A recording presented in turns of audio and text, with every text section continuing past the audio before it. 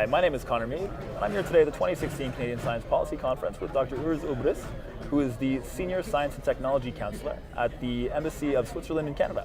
So Urs, thank you so much for joining us. It's a pleasure to have you here. Thanks for having me. My pleasure to be here as well. Great. So to get us started off, why don't you tell us a little bit about your role in the Embassy and some of the work that you're doing to facilitate science and technology transfer of knowledge between Canada and Switzerland. Yeah, so I started my job 3 years ago as a Science and Technology Officer at the Embassy. My task is basically to enhance bilateral collaboration between Switzerland and Canada. I wear many hats. I'm responsible for science, education, research and innovation.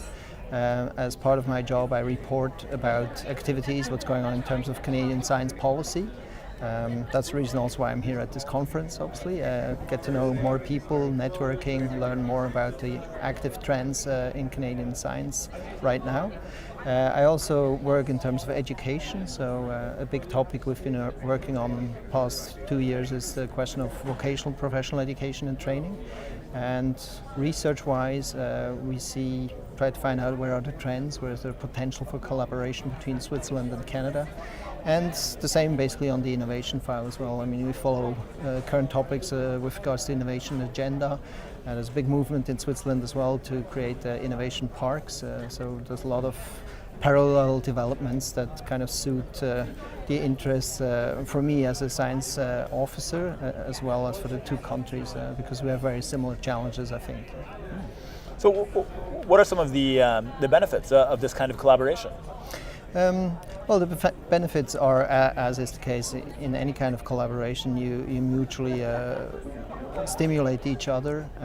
We have very, I would argue, similar sets of base conditions. Let's say Switzerland and Canada are democracies. We have a federal system.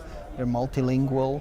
And if you look, for example, at the statistics in terms of university rankings, amongst the top 200 universities, 7 are in Switzerland, 7 are in Canada. So there's a lot of parallel developments. And there's already a lot of academic cooperation established. So it's very clear, very often universities work bottom up. So I don't really have to do that much, but I'm happy to bring Swiss academics to Canada and assist them if they're looking for partners, and vice versa. We work very closely with our Canadian counterparts in Bern, in Switzerland, and try to help out there as well. Great. So what are some of Switzerland's current challenges in terms of promoting science, technology, and innovation? Mm-hmm. I mean, Switzerland, as you know, is at the heart of Europe, but we are not part of the European Union. I just assisted in a panel that talked about Horizon 2020. And so Switzerland, because we are not that rich in terms of natural resources, we have to look out for collaboration possibilities. It is a challenge to attract talent to Switzerland. We're fortunate that we have very high-ranked universities that attract international talent. But it's a competitive environment, so we want to stay competitive and we want to work with the best. And so it's a challenge to maintain that level. So far it's worked fine, but it's an ongoing competition for sure.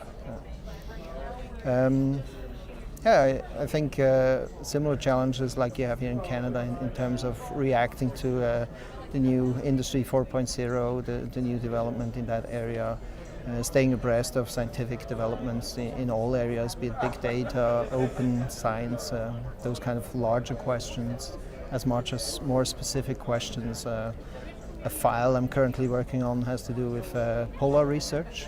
Switzerland is just about to launch a Antarctic circumnavigation expedition, and that's, for example, one good example where Switzerland collaborates with Canada. There's the University of Laval who has a team on board of that research ship that is just about to be launched for the Antarctic. Okay.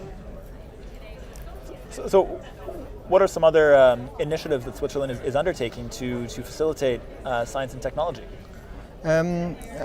I might have mentioned there's right now the build-up of so-called Innovation Park in Switzerland, which is basically a series of regionally organized, we'll call it innovation clusters, very strongly connected with the local universities and the local industries as well.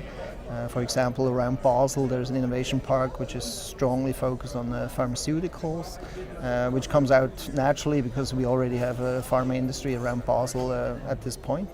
And so, again, we try to maintain this kind of competitiveness with various clusters, with new innovation parks, as they're called. And similar, like here in Canada, the challenge is to bring to market good research. Switzerland has good research, and the challenge there, as here in Canada, is to bring it to market, commercialize good research.